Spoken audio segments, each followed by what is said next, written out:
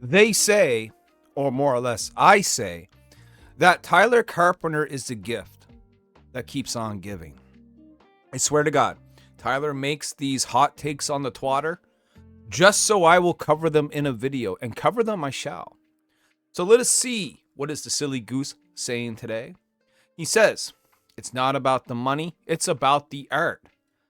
Then why the hell are you complaining all the time about lack of sales, no audience, and no money? It is absolutely, in capital letters, abso-fucking-lutely, 100% about the money. And you know how I know? Oh, this is going to be great. But before we do that, before we find out how Tyler knows, let's just give my 2 cents into this. Yes, it's about the money. I have a Kickstarter right now, quick shill. Nyobi Penguina #1, the crossover. And I am telling you, it's about the money. Yes, the project is fun. Yes, it's a blast to work with Ben Dunn. Yes, it's going to get published with Antarctic. Yes, it's hitting all these cool little bucket list items. But in the end, it still needs to make me money. Right now, I do this full time. And if it doesn't provide for me, then that is an issue. It's not just an issue in the long box, a much larger issue. So I watch this Kickstarter like a hawk. And I'm doing everything I can to promote that. So it can make, guess what? More money. That's right. So here we go. What does Tyler think? Because that's all creators bitch and moan and complain about. And yet, when someone talks about marketing and business, they immediately flip on them. It's about the art, not the money. Well, that's what poor people say. Why can't it be both? These two aren't exclusive things. Some things can be quality and make money. Well, that's the thing. If your shit is worthy, it probably will make money. If it's dog shit, it's probably going to make dog shit. I hate to be the bearer of bad news to certain people, but it's a pill they need to swallow. Not everything is going to, be this massive hit. You know what I mean? Not everything is going to make you tens and thousands or hundreds of thousands of dollars. Some things just don't make the mark. They don't stick to the wall. He says, it's so annoying. I can just picture Tyler's voice as he writes this, The justifications and excuses creators will make not to market themselves is laughable. I sometimes feel like I'm in a retirement home listening to them. I don't want to be a YouTuber. Ugh, TikTok. Ew, the internet. Grow the fuck up and open your eyes. Tyler is just slamming down here hard today, folks. Look, here's my 2 cents. I don't really want to do TikTok either. I have a TikTok account. There's like 1 video on there. Will I play with the app? I might on this campaign. Because, again, I need to make more money. And if I can make money by advertising on TikTok, then that is something I'm going to look into over the next few days, Let's see here what he says. Your sense, I almost feel like he's talking to me. Are you talking to me, Tyler? Are you talking to me, punk? Your sense of traditionalism, and that's why I think he's talking to me, because I'm a traditionalist. I made that pretty clear. What comics should be and what they are irrelevant. Not really. Not if enough traditionalists say, this is what we're doing, and we're the guys that are producing the work, and if you want that work, and this is the format we're giving it to you, then this is how you have to get it, right? Times are changing, and the more and more you fail to execute and adapt while also whining on a phone that literally could solve all your problems, others will pass you by in success. What changes are you talking about? Times are changing. And what are people failing to adapt to? Exactly. Exact examples, please. I want 5 of them. 5 of them that everyone can learn right now. And if this offends you, Tyler says, I don't care. Where's the empathy? I'll give you empathy on a one-on-one basis when you pay them, I'm sure. But when I'm speaking out publicly like this, there is none. Zero. Kobayashi Maru. If you want to learn how to grow and adapt, then let's get to work. It's going to be hard, but let's do it. Let's just do it. I feel like I need to play like a Shia LaBeouf clip right now. Just do it. I'm struggling. Welcome, man. Well, welcome to the club. I am too. My business and marketing isn't where I want it. I'm not as successful as I want. Is anyone, like, fuck, even Elon Musk, right? Probably isn't as successful as he wants to be, you know. Instead of crying and pushing the accountability and blame on others, I'm going to take actions that are in my control and execute them. You can too.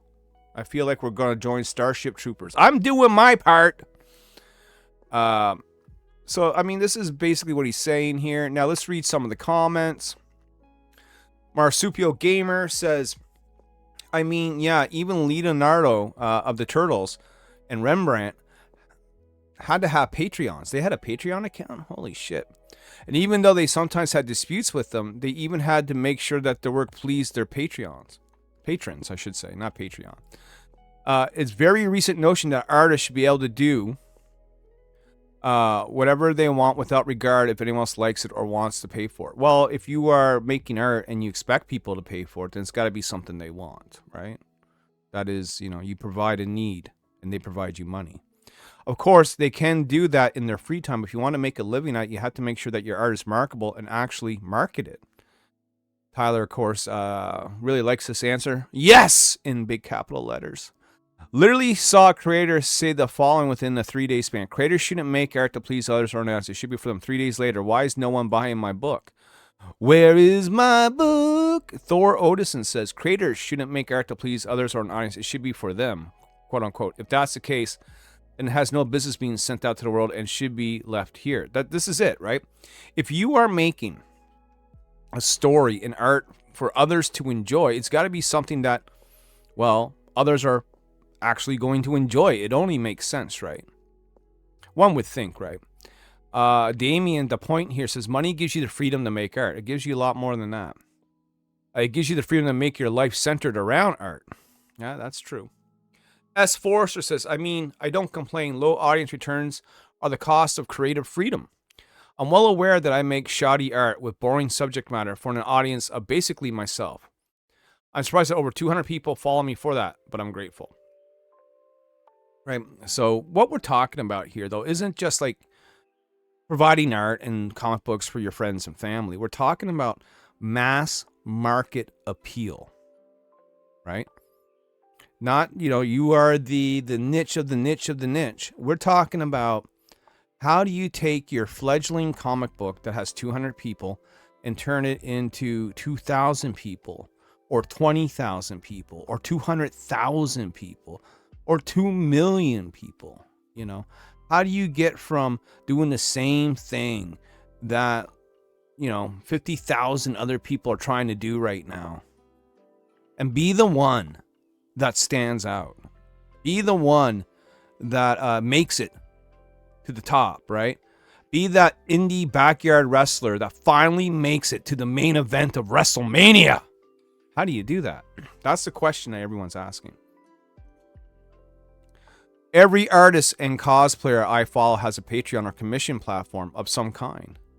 Because even though they know that doing stuff needs money and resources to pull it off, and people do in fact love that stuff enough to want to buy copies or show support financially to keep it going. You know, people ask me, why is there no Nyobi Patreon? Because I'm not an artist. I really have nothing to offer Patreon subscribers other than, you know, private videos of me blabbing on, or, you know, behind the scenes look at, you know, Nyobi art as it comes in sort of thing. But nothing I really feel like that's worth charging people for. Sci-fi author James Craig says, sir, I suck at marketing. I'm well aware of that fact. My current goal is to monetarily break even rather than pissing money away on my books. Well, you do have to figure this out then, sci-fi author James Craig. Okay? You can't be an introvert and expect to shine. You just can't expect your work to be discovered without you pushing it. Mason Easley, who we also know as The Rock, says, preach. You know, this is just, you know, this is Tyler being Tyler, you know. Tyler is a guy who has put his heart and soul into this business, right? We don't always agree. There's a couple of points here he's made that I kind of disagree on, like especially when he starts talking about traditionalism. I I am a traditionalist. I told him many times, I will be the last motherfucker on the Titanic when that ship goes down. I will be, right? Or death do me part, you know. But outside of that, he's a friend, right? And he's a friend that I confide a lot into. He's confided a lot into me. You know, we do a lot of streams together, and I respect his opinions on stuff. Tyler's younger than I am. He sees things in a different light than I do. And Tyler gets really annoyed when the same people make the same complaints over and over and over again. And in his eyes, he's like, hey, look, over here, it's me. I'm giving you the answers, or the answers as best as I can. But yet no one is listening. Why? I don't know. Maybe if Brian Polito was the guy coming out on Twitter every day with marketing advice, maybe people would listen. Why? Because he's a lot more successful than Tyler. Not saying Tyler's not successful, right? Tyler's actually doing better in comic books than I am right now. You know, he's got 3 books that, you know, did well, well into the 5 figures, you know. Super Plumber Sisters, My Sexual Witch Academia, Girl with the Mega Fist, right? He's got a current book, The Cthulhu Murders, out on Kickstarter, Right Meow. But we're still in the grand scheme of Kickstarter, right?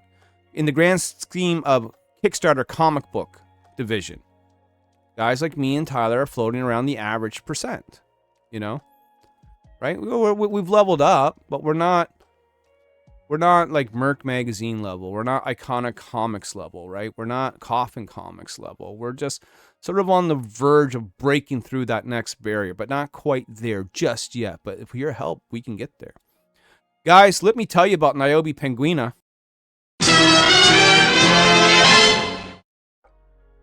All right, guys, thanks for enjoying the video. This is my campaign. It is live right now on Kickstarter. It is Niobe Penguina, the crossover event with founder of Antarctic Press, Mr. Ben Dunn. We have 6 great covers available to choose from in this 30-page book. Part 1 of 2, guys. It is on Kickstarter for the next 26 days. As the time of recording of this video, we're 100 backers strong, but that is soon to change. Be a part of this, man. Get great covers from Gerardo Garcia, Zenoscope's Jen Leonard, Narsulio Souza. This is a gorgeous one, right? How about from Ninja High School, the man himself, Mr. Ben Dunn. John Stinsman, Image Comics alumni, Evangeline, Lady Pendragon, Team Youngblood, Scarlet Crush, and more. How about the blank variant for the artistic side in you? Or bring this to Ben Dunn at a convention and get him to doodle on it, man. We got digital, we got physical, we got It's a Ben Dunn deal. Collect all 6, gotta have them all like Pokemon. Check out the interior art, great line work, great color work from Gerardo and Federico here. Crazy story, man. It's a lot of fun. This is going to bring you back to yesteryear with classic team-ups, man. If you look at like old classic Marvel team-up books and things of that nature, then this is a book for you. We got all kinds of great stretch goals that we're looking to meet here, all the way from $6,000 to $30,000. Let's see how far. Let's see how far we can take this. And guys, everyone who backs gets Penguina #1 for free as a digital add-on. That just comes, no problems at all. And speaking of add-ons, if you are missing Niobe in your life, how about the first printing? The #1 third printing. How about the Birthright Combo Pack? How about the Todd McFarlane homage from the Niobe origin stories? How about the great piece from Matthew Weldon of Antarctic Press's Punchline? We got Juan Antonio Altaveras, Greg Bo Watson, man. Ben Dunn, the master himself, man. We got Outbreak #2, man. We got John Stinsman back. More Ben Dunn. Mike the Buffalo, Coffin Comics fame, Lady Death, man. And how about Jamie Tyndall, who's currently at New York Comic Con, man. Go see Sam Quinton and Pete Vask at New York Comic Con, by the way. Guys, this is going to be some great stuff, man. Niobe cosplay sets are also available. Niobe the trade paperback. And if you missed out, if you want to get savage, you want some savage booty, then this is the place to be. Get my new IP, Savage Sin #1. Covers from Gerardo and John Stinsman, guys. And shout out to our mentor, our Mr. Miyagi, Mr. Ben Dunn. We will talk to you soon. Peace.